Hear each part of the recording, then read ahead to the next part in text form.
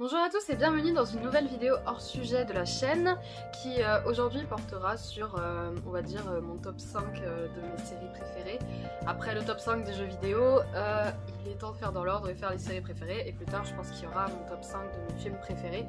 Et ça va se présenter un petit peu sous le même format que pour les jeux vidéo, c'est-à-dire je vais vous faire du 5e au premier, et pour chacun je vais vous parler de qu'est-ce qui m'a plu. Je vais vous faire un rapide résumé pour ceux qui connaissent pas ou alors qui ont vu il y a longtemps, je sais pas. Je vais faire juste un rapide résumé, je vais donner les points positifs, potentiellement les points négatifs s'il y en a. Je suis pas sûre de donner des points négatifs à ces séries parce qu'elles sont dans mon top 5 et j'en ai vu beaucoup. Mais en tout cas c'est un peu comme ça que va se présenter l'épisode, donc voilà. Et surtout je regarde un petit peu les stats de temps en temps de la chaîne, je vois qu'il y en a beaucoup qui regardent, qui sont pas forcément abonnés. Donc je glisse ça comme ça, abonnez-vous à la chaîne si vous aimez bien le contenu, et on va dans la vidéo.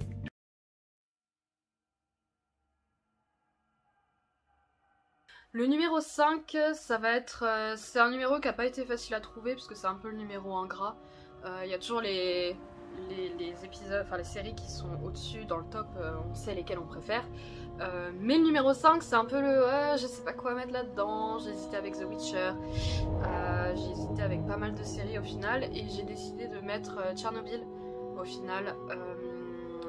Qui est une mini-série sur les événements de Tchernobyl au final, comme dans le titre. Je pense que c'est pas un mystère, mais voilà, c'est une mini-série sur ce qui s'est passé à Tchernobyl.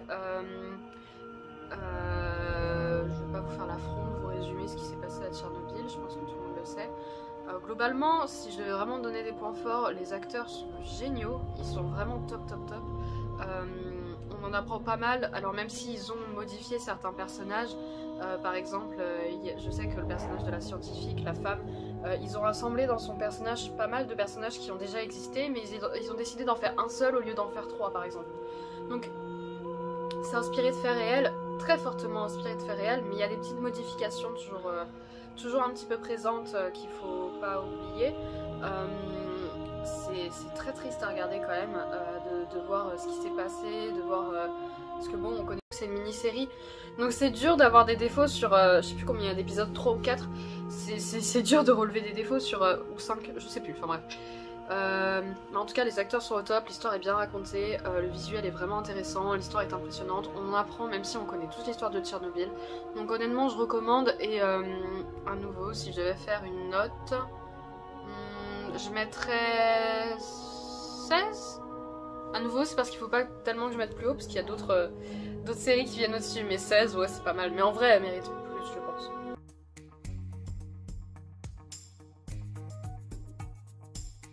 La deuxième série dont je vais vous parler, c'est plus une sitcom, c'est Brooklyn Nine-Nine.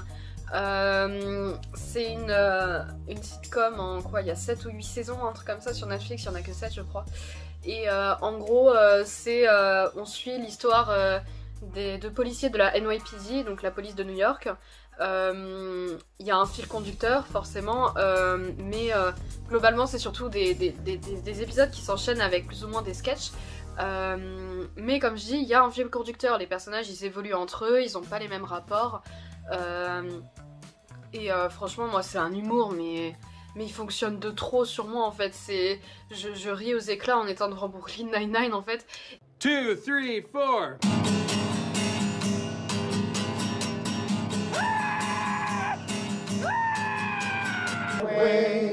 Oh, chills. Literal chills. It was number 5.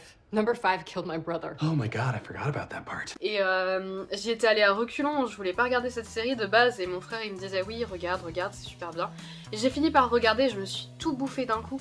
Et en fait ce que j'aime bien c'est que c'est certes une série sitcom qui a pour but de faire de l'humour, mais malgré tout il relève quand même des problématiques qui sont intéressantes, notamment le personnage, bon si vous voulez pas vous faire spoil, hein, ne skippez, mais notamment le personnage de Rosa Diaz qui est vraiment le cliché de la tough girl qui a une moto et qui est habillée intégralement en noir et qui tape tout le monde, et au final, une mexicaine, et au final on découvre qu'elle est bi, et en fait c'est amené de la bonne manière, hein, et ça devient pas son identité, vous voyez ce que je veux dire?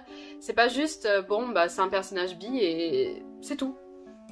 Non, elle est très profonde, elle est très intéressante, et pareil, il y a le capitaine Holt qui qui est leur patron en fait au personnage de... Enfin lui aussi est un personnage principal mais il est leur patron aux autres et en fait lui c'est un policier qui est noir et gay donc vu qu'il a commencé à devenir à faire sa carrière dans les années 90 bah en gros être noir et en plus être gay c'était quand même le combo perdant et en fait c'est pareil, c'est amené de manière vraiment intelligente et vraiment agréable et du coup on n'a pas l'impression de se bouffer de la comment dire, de la bien-pensance dans la tête.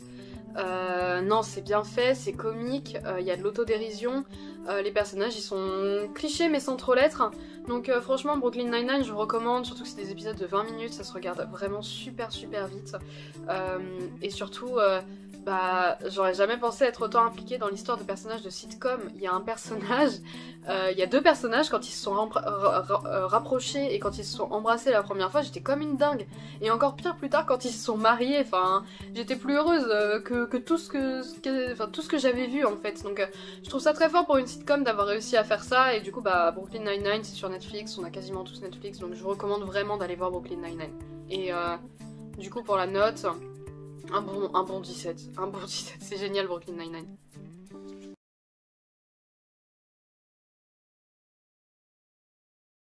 Alors le numéro 3, ça va être une petite trouvaille toute récente qui a vraiment monté les échelons au final très vite. C'est Queen's Gambit ou le jeu de la dame, le jeu de la reine je crois en français. Mon Netflix il est en anglais donc je sais pas comment je sais pas comment ils l'ont traduit. Mais en tout cas Queen's Gambit c'est une mini-série aussi qui raconte l'histoire d'un prodige d'une prodige des échecs donc Beth et qui du coup va monter les échelons dans les années 80. Ouais c'est ça, 80, c'est avant la chute de l'URSS. 70 ou 80, quelque chose comme ça. Et qui du coup va devenir championne d'échecs des États-Unis, du monde, etc. Enfin progressivement en fait. Par son talent, mais c'est approché d'une manière où c'est pas juste un prodige parfait, etc. Elle est alcoolique, elle a eu une vie ultra tragique, elle est née, sa mère s'est suicidée, elle a vécu dans un orphelinat où elle se droguait avec des pilules qui lui faisaient avoir des hallucinations. Donc en fait elle a un destin qui est quand même très tragique. J'aime bien comment sont traitées les relations humaines parce que tout n'est pas à l'eau de rose, tout est un petit peu réaliste en fait. On comprend pas forcément ses réactions mais ça veut pas dire qu'elles sont irréelles en fait. Donc c'est un personnage qui est très intéressant j'ai trouvé. Le visuel autour de Queen's Gambit est génial aussi. De toute façon tout ce qui est rétro moi j'adore. Anya Taylor-Joy qui est l'actrice qui joue Beth, elle est incroyable. Je sais que tout le monde n'est pas d'accord mais moi je la trouve vraiment sublime cette femme.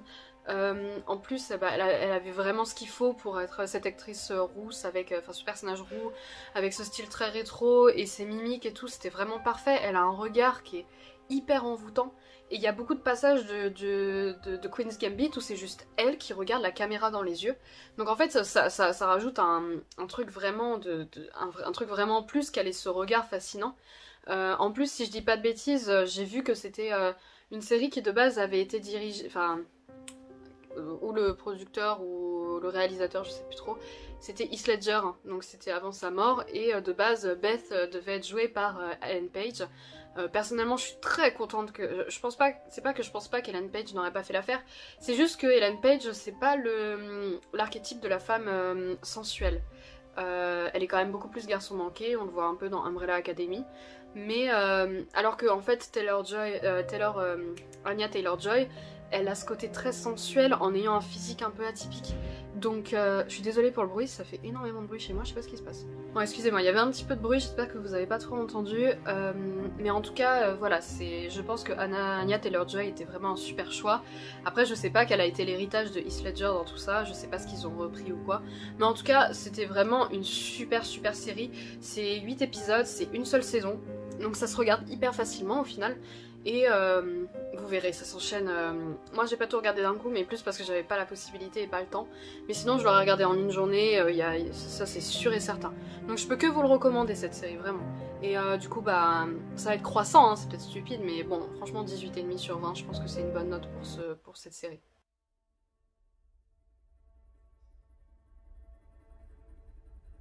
Du coup en deuxième position on va retrouver Sherlock avec Benedict Cumberbatch et Martin Freeman.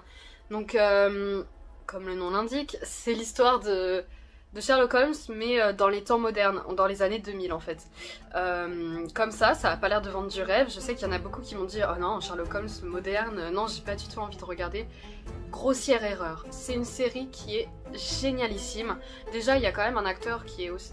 Enfin je sais pas si vous connaissez bien Benedict Cumberbatch mais c'est un acteur vraiment exceptionnel qui joue le rôle de Sherlock. Et il y a Martin Freeman du coup qui est également un très très bon acteur, qui est vraiment un des par ailleurs points forts du film du Hobbit, qui joue Watson. Donc en fait ici il y a, je vais pas trop vous raconter mais globalement c'est leur aventure, il y a Moriarty qui lui aussi n'est pas un vieux croulant comme on a vu dans les films Sherlock Holmes avec Robert Downey Jr. Ici c'est plutôt un jeune de la vingtaine, trentaine. Et en fait, vraiment, dans cette série, il y a parmi mes scènes préférées de toutes les séries confondues. Je vais spoil à partir de là, mais quand dans la saison 2, Sherlock se fait tuer par Moriarty, quand on découvre la suite, en fait, comment ça s'est passé, c'est génialissime. Moriarty, enfin, le passage du suicide de Moriarty, c'est un des passages qui est vraiment les plus marquants dans cette série. Mais dans vraiment le bon sens du terme en fait, c'est surprenant, c'est inattendu. Chaque épisode il y a des enquêtes et en fait le truc qui est vraiment très très bien c'est aussi que c'est des épisodes qui font 1h30. C'est long, je conçois, mais il y en a que 3 par saison. En fait, du coup ça laisse, c'est aussi long qu'un film, bon aussi long qu'un film un peu court, vous voyez ce que je veux dire, mais des films qui font 1h30 ça existe, et en fait les épisodes sont aussi longs qu'un film. Donc ça leur laisse le temps de placer un décor, de mettre du suspense, de mettre des intrigues et de les résoudre de manière intelligente en fait. Donc c'est vraiment, enfin moi mes séries préférées en général il y a très peu d'épisodes par saison. Donc vraiment Sherlock, toutes les saisons étaient exceptionnelles, ils ont su ça, enfin la 3 était peut-être un petit peu en dessous, mais globalement ils ont su s'arrêter je pense au bon moment. Et l'esthétique globale de la série est très bonne, les musiques sont vraiment bien, et puis même les développements de personnages. Sherlock, bon on le connaît comme dans beaucoup de films, c'est un peu le gars arrogant qui fait attention aux sentiments de personne. Watson c'est pareil, c'est un peu l'inverse, il est attentionné, il fait attention etc. Et Sherlock lui fait vivre un petit peu la vie dure, mais très honnêtement... Sherlock, son évolution en tant que personnage est vraiment très intéressante. Il y a des personnages, je crois qu'elle s'appelle Molly si je dis pas de bêtises, qui subit un petit peu son amour pour Sherlock sans que lui le voit vraiment ou alors que lui l'ignore. Et leur relation elle est quand même très touchante, tu vois. Enfin vous voyez, c'est un tic de langage, excusez-moi. Et Watson c'est pareil, il aura des histoires avec pas mal de personnages qui sont vraiment très très très intéressants et très poussés. Donc vraiment Sherlock c'était un gros coup de cœur, je l'ai vu 2 fois. Je me suis jamais relassée de le voir en fait.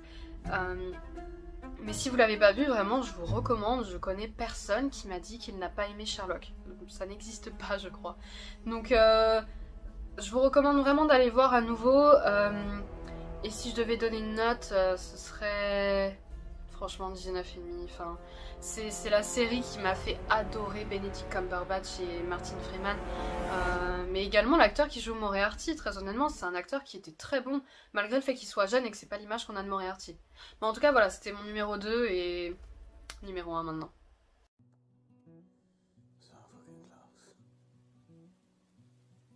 Et le numéro 1, ça sera, pour ceux qui me connaissent, il y a zéro suspense. En plus, je l'ai dit dans la vidéo FAQ, où je parlais de mes séries préférées, où j'avais pas surnommé beaucoup, mais j'avais nommé Sherlock, The Witcher et Peaky Blinders. Peaky Blinders, c'est une série, je l'ai découvert il y a 1 an et demi, 2 ans. Il y avait les 4 saisons, il y a la 5 qui est sortie entre temps, mais là ça fait un moment qu'il n'y a pas eu de saison à cause du coronavirus. Mais Peaky Blinders, en gros, je l'ai découvert, je me suis lancée dedans. Alors, je vais être totalement honnête, je me suis lancée dans cette série parce qu'il y avait Tom Hardy et que Tom Hardy c'est mon acteur préféré. Donc je me suis lancée dedans en me disant il y a Tom Hardy, il y a Cillian Murphy. Cillian Murphy c'est un acteur que j'aime plutôt bien à cause de Nolan, grâce à Nolan. Donc je voulais vraiment me lancer dedans pour voir un petit peu plus. Et en fait, bah, j'ai été absorbée par cette série en fait. Les personnages, enfin Cillian Murphy, bon tout le monde connaît Thomas Shelby, que vous ayez vu Peaky Blinders ou non. Et Thomas Shelby, c'est un personnage qui est génial, genre vraiment génial. C'est pas juste un mec qui roule sur tout le monde en mode haha, j'avais réfléchi à ça avant même que t'aies réfléchi à ça, mais toi tu as réfléchi à ça, mais moi j'ai réfléchi à ça. Non. C'est pas comme ça Peaky Blinders, c'est pas comme ça Thomas Shelby. C'est très logique ce qu'il fait, c'est pas quelqu'un de parfait. C'est pas un saint du tout. Et on le voit, ils essaient pas de nous le montrer comme étant quelqu'un de parfaitement respectable. Mais du coup ça rajoute à ce côté-là où malgré tout ça a beau être le personnage principal, c'est quand même quelqu'un qui est un peu cruel parfois. On comprend, parce qu'en général c'est justifié, mais ils le font pas passer comme un bon personnage. Il y a aussi ses frères qui sont dans le lot, qui sont tous deux assez nuancés également, qui sont vraiment intéressants. Par exemple, il y a tout le côté traumatisme de guerre dans la première saison, qui est quelque chose que j'avais vraiment énormément apprécié. Et j'ai eu un énorme coup de cœur pour la saison 2, que j'ai trouvé vraiment bien. Mais surtout, j'ai eu vraiment un énorme coup de cœur pour la saison 4. Je vais m'expliquer un petit peu pour les deux. La saison 2 était un petit peu plus large au niveau des intrigues. Il y avait Tom Hardy qui est arrivé, donc ça a probablement joué. Mais surtout, il y a des scènes qui sont vraiment mais géniales. La scène finale de la saison 2 où Tom Hardy a failli se faire tuer, je la trouve exceptionnelle. Je vais vous mettre un petit extrait, je pense, juste après. Nearly got fucking everything!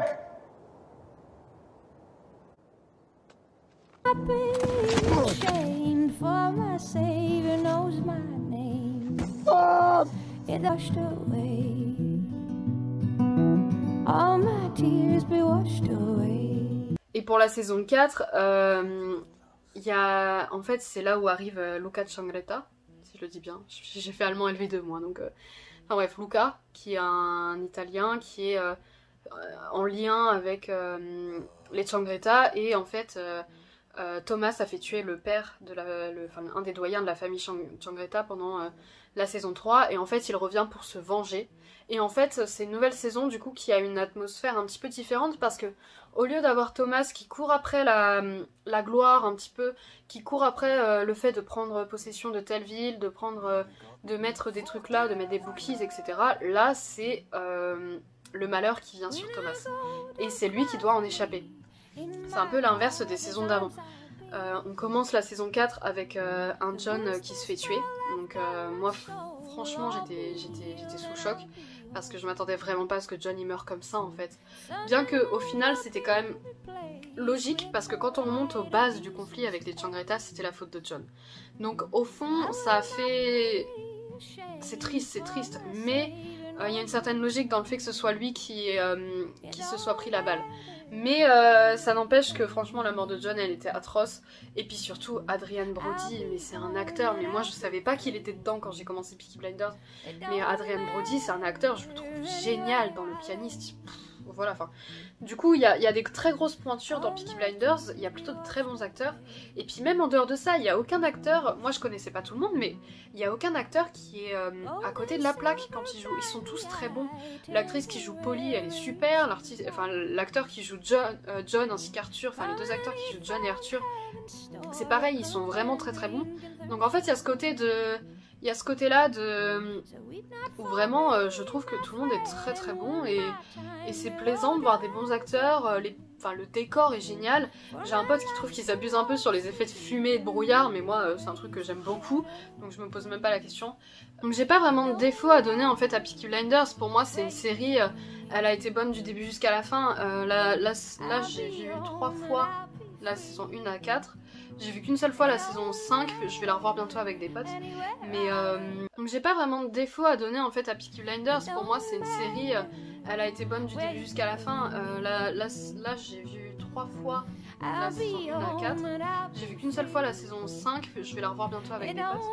Mais bientôt au moment où je tourne, parce qu'il faut savoir que là je tourne, on est en 30 novembre et je crois que cette vidéo va sortir en février, mais au moment où je tourne j'ai pas encore revu la saison 5, donc j'ai pas encore trop d'avis.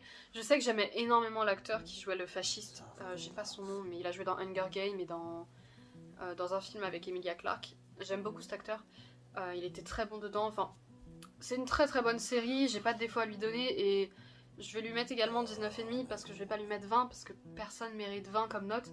Mais voilà, c'est une série que j'ai vraiment adorée. Je la recommande à tous ceux qui aiment la période 20e, enfin début 20e siècle parce que les décors et tout est super bien fait et puis tout est bien en fait. Et puis pareil, c'est une série à 6 épisodes par saison, donc c'est parfait en fait, c'est pas trop long, ils ont le temps de tout exposer, il y a un début, il y a une fin à chaque saison, enfin bref, voilà. C'est la note que je vais mettre et à nouveau, Peaky Blinders pour moi meilleure série. Merci à tous d'avoir regardé ce nouveau hors-série sur mes séries préférées du coup. N'hésitez pas à faire votre top en commentaire, je les lirai, je lis tous les commentaires de toutes mes vidéos parce que ça me fait vraiment trop plaisir de voir vos retours. Évidemment, si vous avez aimé la vidéo, n'hésitez pas à mettre un pouce, à vous abonner, à mettre un commentaire et surtout n'hésitez toujours pas à me faire des recommandations pour les prochains Mythes et Légendes, Bestiaire Fantastique ou même Panthéon des Héros, même si pour le moment il y en a quelques-uns qui sont déjà sortis et que j'ai un peu mon planning de fait. Je regarde vraiment à nouveau tous les commentaires, donc si jamais vous avez des suggestions, faites-les et je les prendrai en compte comme je le fais depuis le début. Et en attendant, moi je vous dis à la prochaine pour une prochaine vidéo. Ciao.